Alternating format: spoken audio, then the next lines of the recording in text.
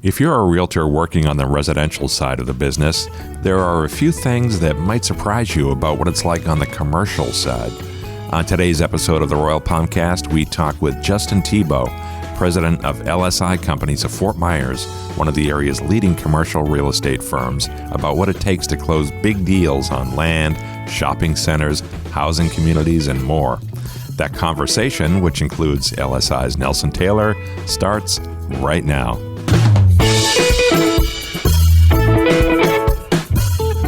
You're listening to The Royal Palmcast, the show about all things real estate. From the production studios of the Royal Palm Coast Realtor Association in Fort Myers, Florida, here's your host, Jim Sanville. Welcome to the Royal Palmcast. I am indeed your host, Jim Sanville. I am here with Jerry Johnson in the studios of the Royal Palm Coast Realtor Association in beautiful, sunny Fort Myers, Florida. Jerry, how are you? I'm doing great today, Jim. I missed you the last episode. You didn't have much to say. We had some technical issues that we had to work through, so we made sure that we at least got the recordings through the system so that we could get our show done. Oh, that's cool. That's cool. I thought you were angry at me. No. Things could go either way here. A nice little vocal rest, though. All right. I want to tell you, folks, that this is the show about real estate. We talk about things that realtors care about, things that home buyers, home sellers care about. And in the case of today's show, we are going to talk about the commercial side of real estate with a couple of experts we are fortunate to have in the studio. I'll introduce them to you now. They are Justin Thibaut from LSI Companies. Welcome, Justin. Thank you. Glad to be here.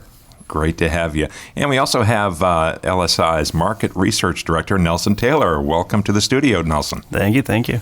Glad you could come. So let's jump right into commercial. We've done a lot of shows here, but almost all of them on our podcast have focused on the residential side of things. So this is our first commercials show, and I have lots and lots of questions, so I hope you will bear with me. Mm-hmm. All right. So the first thing I want to jump into, Justin, I'll throw this to you. If you could just give me, from a very basic level, what is commercial real estate? Sure. So especially for the listeners who are generally working as realtors working on residential homes, improve properties for commercial use, vacant land, improve commercial property for future residential use, neighborhoods, not necessarily single-family home sites, but for master plan communities and the like. So you work hand in hand with a developer of said properties? Oftentimes, yes. Right. And you're also at LSI, you have a development arm yourselves, right? We do. So we have a division that we call our Land Services Department. And in that division, we're doing permitting, entitlement, zoning, and working through the various hurdles from a vacant, undeveloped piece of land until there's homes, buildings, industrial developments, or the like. All right. So tell me a little bit about your background, Justin. What's your story? How did you happen to get to LSI? Sure. So LSI was started by my father 20 years ago, Randy Thibaut. And for myself, I took a different path. I worked in the commercial construction world for some time, working on major capital projects for the likes of the Bechtel Corporation, Chevron. Got a lot of traveling in me and got it out of my system, and then realized what I had left in Southwest Florida, which was a lot. Growing up here, you take some of that for granted, and after leaving for a while, I knew it was time to come back here, and there was solid footing in the commercial real estate firm in Land Solutions, which is what it was at the time. And then about 7 years ago, came back here, got back into the mix with my father, and we've been doing commercial transactions since. All right. And so what's the difference between a commercial and residential selling in terms of the processes and regulations? Sure. So depending on the commercial asset class, I think the easiest way to surmise it is hurdles. And obviously there's a lot of hurdles in the sale of a residential property, but you can amplify those further depending on the type of asset class. For example, for land in that commercial real estate segment, many of those deals are 8-month to 12-month deals that along the way, there's various permitting requirements, hurdles that are put in place, and regulations and governmental requirements. So there's a lot of time element to it. For commercial improved properties like office buildings, industrial, it's there. So from my standpoint, it's a little easier than the land side because you're not imagining what can be there. It's already there. But again, in these transactions, you're dealing with business-to-business transactions often. Whether it's a family-owned asset, it's still a business transaction. So with that, a little more scrutiny on the building itself, a little more financial analysis behind it, because that emotional factor often isn't there that is in a single-family home. Gotcha. So lots and lots of regulations that don't apply to residential come into play. Correct. All right. And some of the same. And some of the work you do involves obtaining permits and that kind of thing, right? Of course. Yeah, must be lots of that. How big a staff do you have there at LSI? We are 20 total, and about 15 of those are support staff outside of salespeople. So it requires an enormous effort between paralegals, development managers, and the like to be able to get these projects done. I'm sure. What are some of the big projects you've been involved with in Southwest Florida here? So some of the major master plan communities, specific to close to where we're sitting right now in Fort Myers, would be the Eastwood property. We've done work on Linsford, Castellina, that are all right around the street from here. As far as major commercial developments, we recently did the U-Line deal, which is a large 1 million square foot distribution center in Collier County. Some other Collier County deals have been HHH Ranch, which is an agricultural deal of about 1,000 acres. So we're all over the map as far as large deals, small deals, residential, future home site deals, and commercial improved properties. But we like to focus on, because of the boutique nature of our company, we're big deal people. So no deal is too small is not your motto. Not always. Depends on the deal. You like the big deals, huh? Correct. I like the big deals too. Love them, love them, love them. So do residential agents make good commercial agents? You know, I've seen a lot of people that have gone from being a commercial agent to a residential agent, from a residential agent to a commercial agent. It all comes down to your personality, in my opinion. And I think for me, as someone in the commercial world, I'm not well suited to be a residential agent because I have no patience. And I think that's one of the biggest things is, obviously each of these sectors require people skills and the ability to negotiate, and you have to be specialized in your trade there. But yes is the answer, depending on your drive, your personality, your attention to detail, and your ability to work with, call it, difficult people. And sometimes, like I mentioned before, emotionally driven decisions versus factually driven decisions.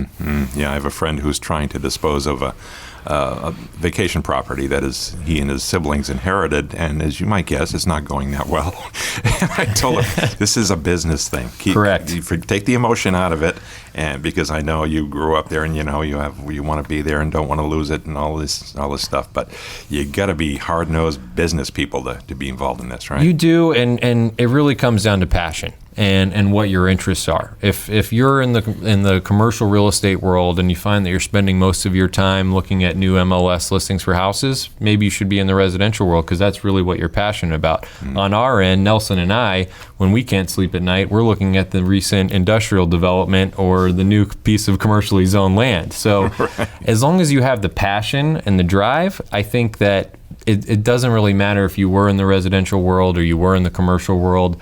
It's all about your people skills and your ability to present yourself. Yeah, that makes a lot of sense. I think if I'm not a realtor by design, none of us are here on the staff, but I think if I were, I'd lean toward commercial, because my dad always told me, if you're going to sell something, sell battleships. You only have to sell one.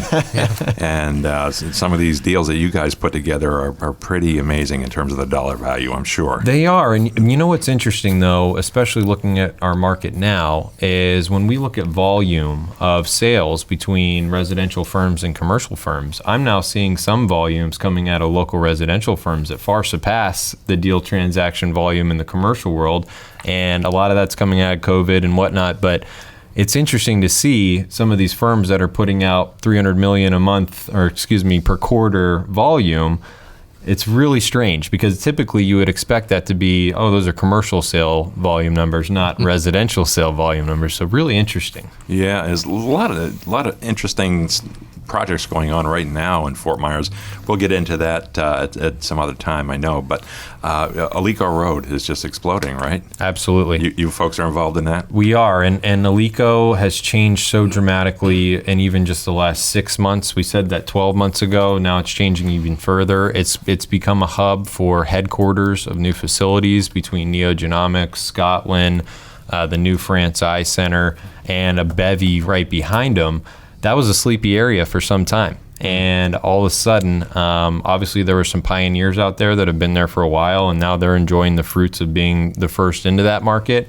But on both sides of 75, even with what's happening on Wild Blue and east of I-75 along Ben Hill, Alico has changed dramatically. It sure has, even since I've been here in just a couple of years. I drove down 75 the other day and saw the France Eye Center, and I thought, I don't recall seeing that before, but it looked pretty impressive. And there's a lot of other commercial buildings they see just going up 75. A ton. And I don't see that stopping, especially given proximity to the airport, I-75, and the vast array of rooftops, even just to the south in the Three Oaks and San Carlos Park community. It's a prime position, and it's been waiting until we had the drivers, and now we're seeing the fruits of that. Yeah, all these Amazon-type businesses where they're doing deliveries to individual customers, they all want to have proximity to the airport and the interstate, correct? They do. And we've been working on a few large distribution deals in that area, and I'm sure some interesting news about those will be on the precipice soon. I've heard rumblings. I won't validate them We here. can do a special report. You guys weren't ready to release that. You heard it here first. Yeah. Lee County's worst kept secret. Yeah. We can't say what it is, but it rhymes with schmamazon. Let the cat. No, I don't know anything, but you hear things. You hear things. Of course. This is going to be a business partially, if not driven by, impacted by rumors and did you hear, or so-and-so might do this. Absolutely. And you'd be surprised, especially given the availability of capital, the moves that are made in the speculation based on not always fact and sometimes hearsay.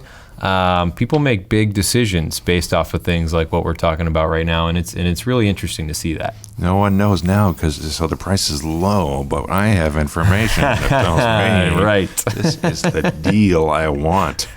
All right. So land sales, that's a big part of what you do. Correct. What's the quality of the inventory these days? Is there plenty of good land available? Sure. So yes, and it's changed on what is available and what people want. Years ago there was a multitude. Take your pick of 500 acre to 1,000 acre future development sites. Now it's changed. Now, not only is that inventory becoming lower, and it's pushing folks further north and further east. That's why we're seeing a lot of activity in Charlotte County all of a sudden, and also east of 75 and the State Road 82, Immokalee corridors. It's there. But a lot of the transactions that we're starting to see now are infill pieces in select areas of Lee County, near the beaches, near downtown Fort Myers, that are fetching nice numbers because they waited until builders and developers were back looking at the 6-acre deal instead of the 300-acre deal. So it's changed. The inventory is there, but you have to be more creative. What's the big project going on in Punta Gorda? Is it Allegiant building a hotel? Correct. Are you involved in that at all? I'm not involved, but I follow it very closely, and that's the Sunseeker Resort. Right. And as of right now, the cranes are up and activity is stalled. I think there's varying opinions on what's going to happen with that. My opinion is that I hope it happens, and I hope they get back to it because that's huge for Punta Gorda. It's huge for Charlotte County. The jury's out, in my opinion. There's official messages about when it's going to restart. I hope it does because it'll be huge for the area. Yeah, the building's like, halfway raised? It's 3 stories up, and there's steel and concrete poured, and it's just a fantastic location. It was a great idea, and Allegiant is just barreling people through the airport in Punta Gorda, and it made total sense. But obviously, it's on pause, and we want it to happen. Everybody does. You can't not build that. It's so tantalizing. Right? It's exactly. Rising from like a phoenix. It's awesome.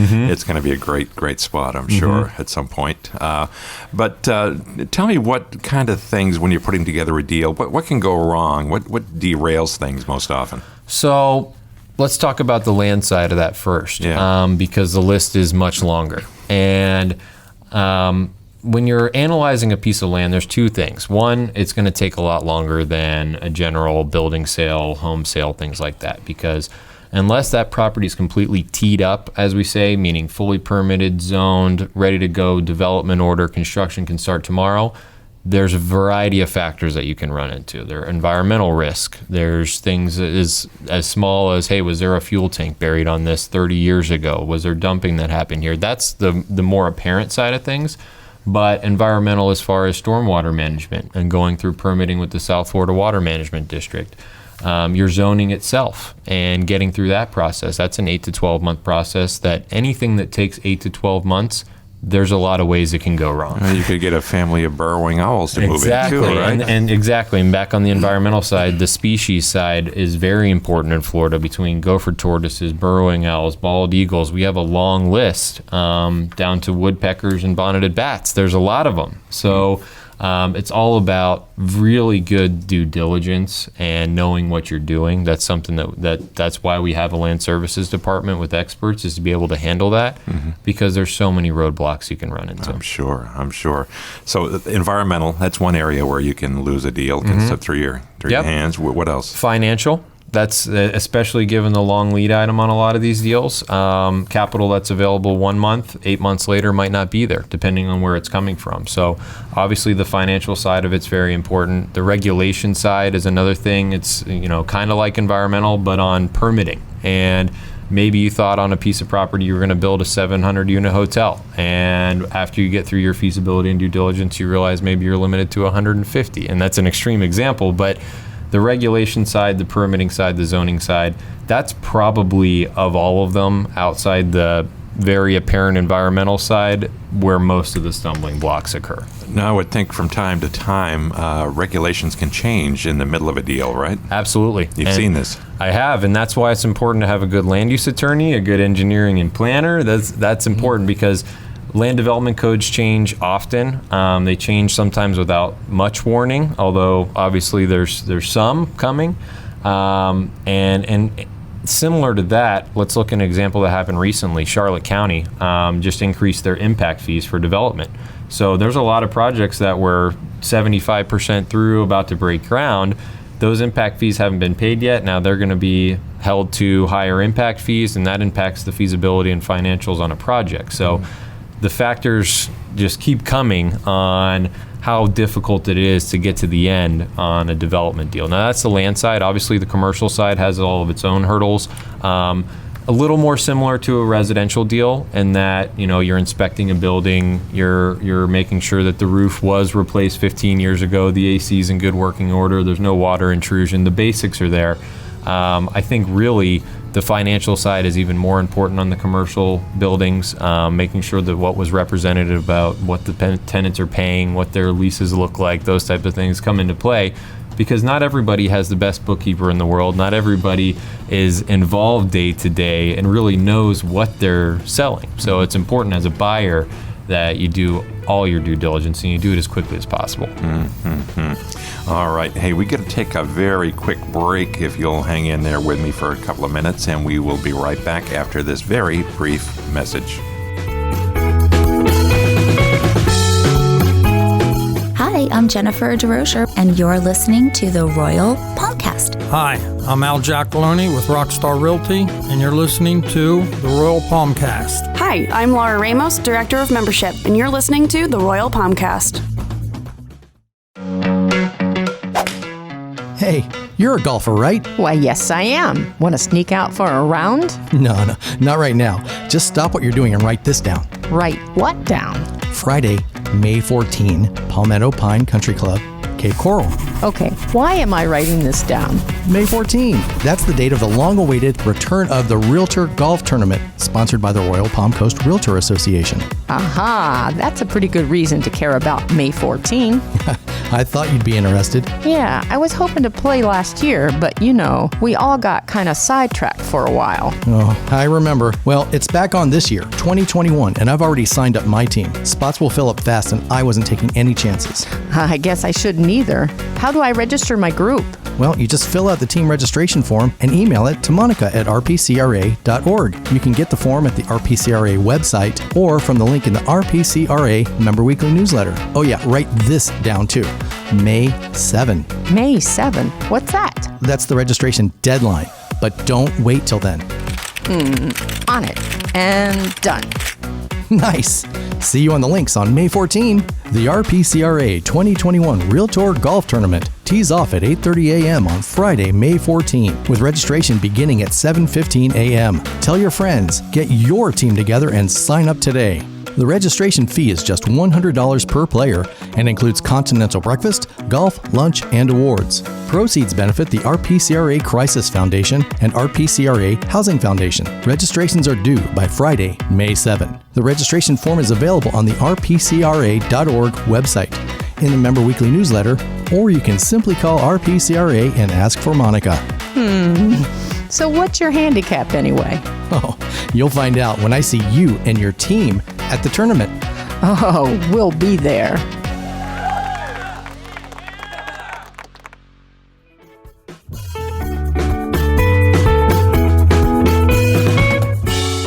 We are back on the Royal Palmcast. I'm Jim Sanville, along with Jerry Johnson. Hello. And we are here with a couple of really, really good guests today from LSI companies in Fort Myers. They are in the commercial real estate space. Justin Thibaut is here. He is the president and a partner in LSI, which was started by his dad, Randy, 10, 12 years ago. 20 years ago. 20 years ago now. Yeah, and Nelson is the market research director at LSI. Now, one thing that's been a question I like to ask a lot of people, because I think there's a lot to learn from this. What's your favorite part of your job, Justin?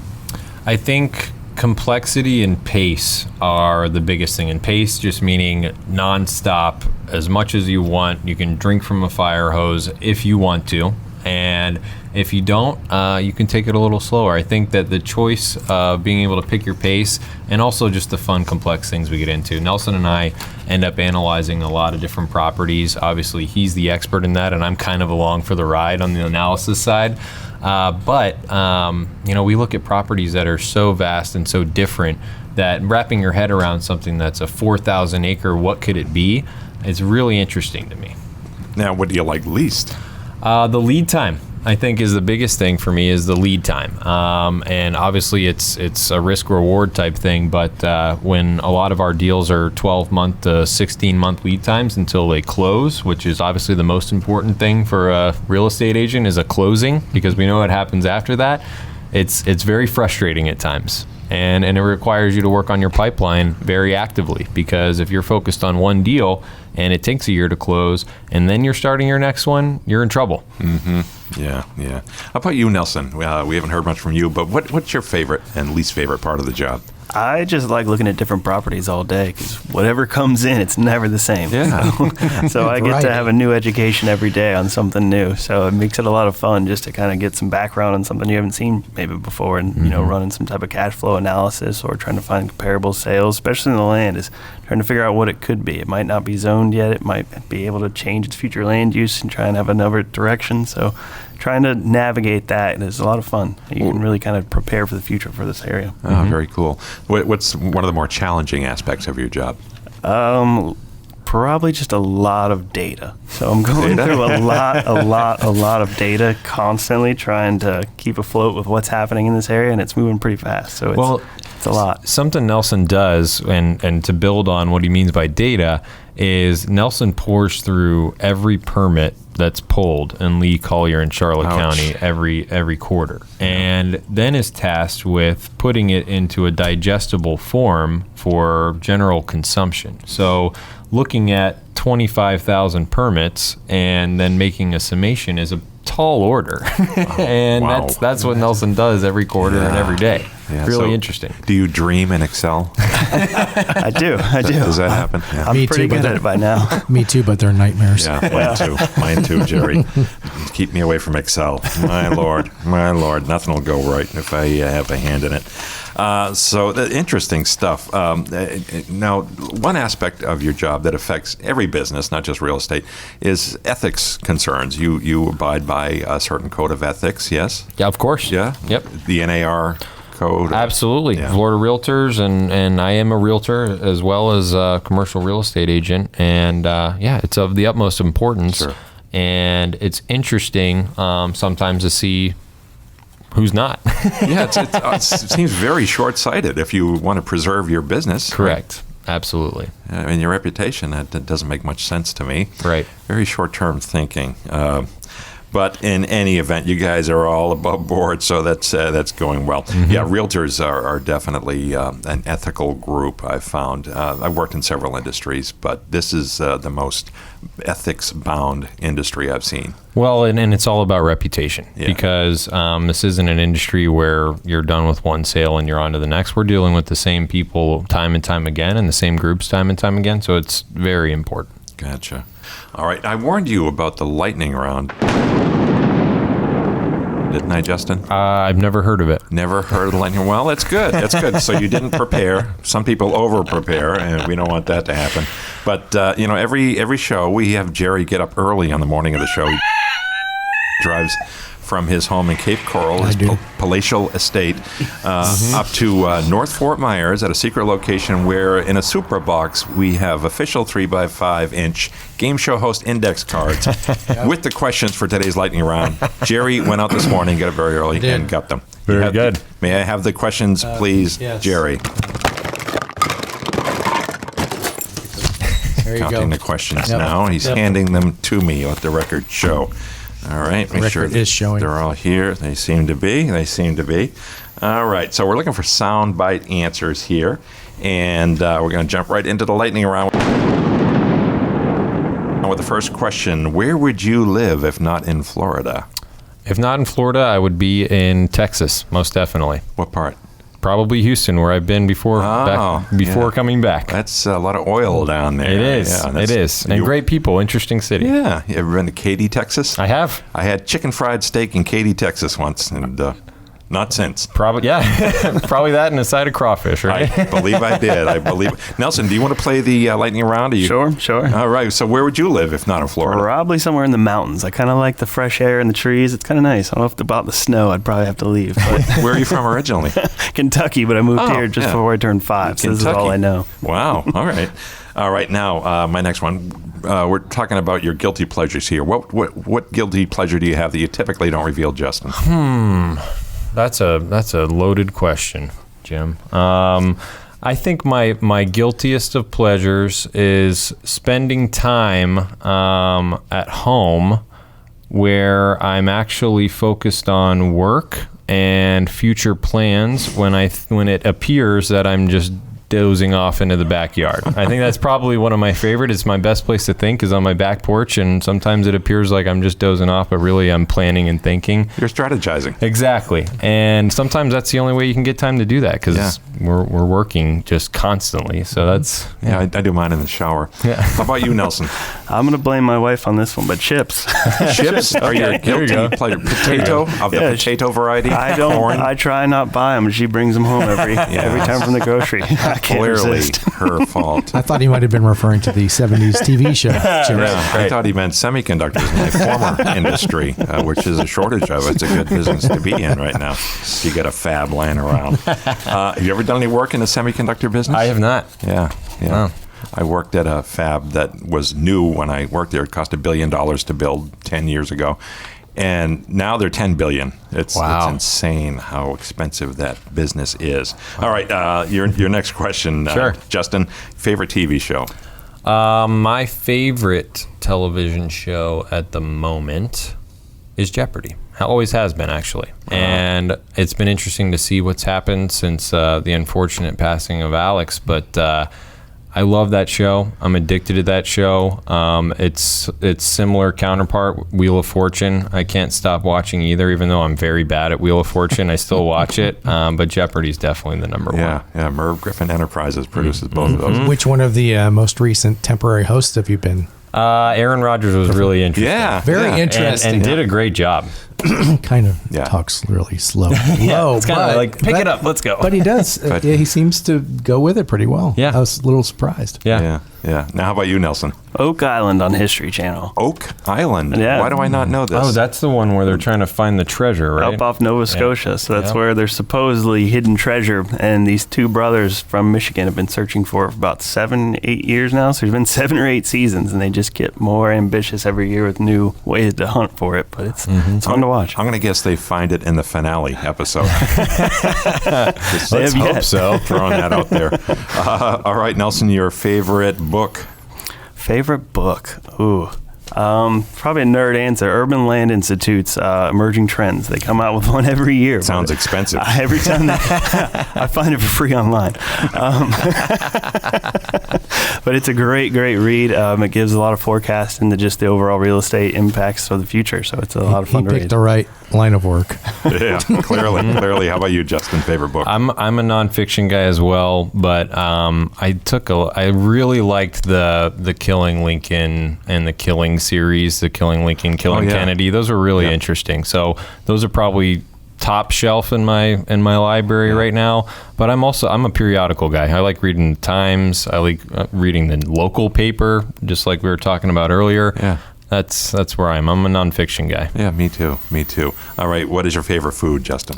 Mac and cheese and the multiple variants of mac and cheese with crab, bacon, whatever. Lobster? I'll eat it all. Yes, of course, I'll eat it all. Stuff. Yeah. How about you, Nelson? What's your favorite food? I'm a non-seafood guy, even though we live in Florida. So I stick to more of, your meat and potatoes.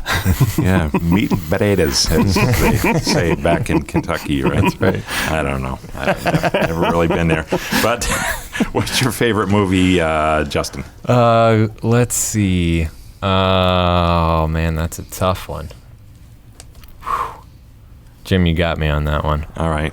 I like the Avenger movies. I think they're Nelson likes Avenger movies. Yeah, they'll get you excited and watch. All I like right. those. I don't really watch a lot of TV. I try not to anyway. Yeah. I'll default to old Star Wars on that. I know you buzzed there me you go. out, but there you go. I love that WGCU series we were talking about before the show. Absolutely. Yeah. Untold Stories. Untold Stories. That's a great one. Great way to get a quick breakdown on our area's history. And maybe not so quick. I think now there's like 40 episodes, but they're all really good. Oh, it's absolutely fascinating. If you're a realtor, that's required viewing. Absolutely. Yeah, in this area, because where else are you going to get this information? It's the best source I've found. I just love it. Jerry, have you seen that? I have not, but I would definitely get a look Check at it it out. It's now. on Yeah. YouTube. Sounds very interesting. Yeah, it's very cool. All right, changing the subject here, Nelson. Socks with sandals, yes or no? Ooh, no. Not Do happening. Not do the socks with sandals. Justin, what say you? I'd say no, but I do it all the time. You do wear socks with sandals? As a matter of fact, he's wearing that right now. That's what Right that's now. what I have on right now. All right. And barefoot. That's fair. Proofs in That's the fair. All right. Yeah, we're Flintstoning it over here. Justin, which celebrity have you been told you resemble? I don't often get told that I look like a celebrity. No? No. I see somebody in you. Maybe Tom Cruise. Okay. A little bit. Little Tom. I'll take that. You could be take Tom's I think I'm brother. a little taller than him, and Yeah. Most of I'm us not are. sure about some of his beliefs, but But can you jump up on a sofa? I could do that all day long. Yes. Okay, Nelson. Nelson, what celebrity do you look like? I Or don't know if you've I've been told? compared to many. I can't think right offhand of any that I've gotten reference to. Jerry and I will kick it around. We'll email it to All you. right, So all right, we'll good deal, know. good So deal. you'll have an answer next time. All right. Nelson, do you do any imitations? I do not. I try to avoid that. I tried them back in the day and was unsuccessful with a few, so I just don't Not do so them. much. Not so much. Justin? I would fall flat on my face, Jim. Yeah, I knew you I've both seen say him do that. his dad pretty well. Yeah, I can do that. The last guest who said yes did a mean Sean Connery. Okay. That was awesome. He was a policeman from Cape Coral. Carl Kennedy. Is that That's it? right. Yeah. Okay. Yep. Yeah, Officer Kennedy. He was very good. All right. I hold in my hand the last lightning round question. Okay. Here Oh, I it see is. it. There it is. All right. You get one bucket list, Nelson. One bucket list item. What is it? Ooh, one bucket list item. Probably my phone. I watch a lot of YouTube videos on it. All right. How about you, Bucket Justin? list meaning trip, Thing you whatever wanna it do is. before you die. Thing I need to do before I die. Skydiving. Haven't done it. Need to do it. It's a general. It seems like it's such a basic one, but I got to do that. What are you waiting for? I don't know. It's pretty easy to do. Just right up in Punta Gorda or What are you doing after the show? Let's all go out. Let's gear up. I We'll brought all my jump. stuff. Yeah, let's go. All right, you've both been sports, and this is where we really get to know you as people. So I enjoy that part, maybe more than any other part of the show. But I do want to thank you for taking the time to be here. And how can folks get in touch with you to learn more about what you're doing there? Sure. At LSI? So the easiest way is to go to our company website, lsicompanies.com. And from there, you can find information about me, Nelson, the rest of our team, what we're doing, the properties we're working on. It's all right there. And I'd give you our fax number, but I think the website's more appropriate. Yeah, I haven't faxed in days. Nelson, do you concur? I concur. There's a lot of good information on that website. I know there is. I've been there myself. In fact, I'm on it right now. Perfect. All right. Hey, thanks again, guys, for taking the time out. I know how busy you are, so we really appreciate it. Absolutely. Thanks for having us, and next time we'll be back with some impressions. So, maybe they'll be back. Yeah, I'm going to invite them back for another show. Great. Perfect. Yeah. Look forward to it. That's what I'll do. Jerry, I want to thank you as well. Jim, thank you. Jerry does such a great job over there, and he's very humble. He doesn't ask for a lot of praise, but he deserves it. Thank you. Jerry, you're killing it. He's killing it. He is killing it. And again, I want to thank our CEO, Beata Jones. She is extremely supportive of the Royal Palmcast and what we're doing here to help educate the world about real estate for realtors and home buyers and home sellers. So we love that. And if you want to get in touch with us at the Royal Palmcast, you can do so by sending an email to shows@rpcra.org. That's shows@rpcra.org. I'm your host, Jim Sanville, and we'll look forward to seeing you again next time. Thanks for listening to the Royal Palmcast. Be sure to listen again each week, share, and subscribe on your favorite podcast app or YouTube. And be sure to check out our sister podcast, Realtor Riff Rap, and our video news show, Realtor's Corner, which can be found on the Royal Palm Coast Realtor Association Facebook page and YouTube channel. For information about sponsorship opportunities for this and other RPCRA productions, email us at shows@rpcra.org. This has been a production of the Royal Palm Coast Realtor Association.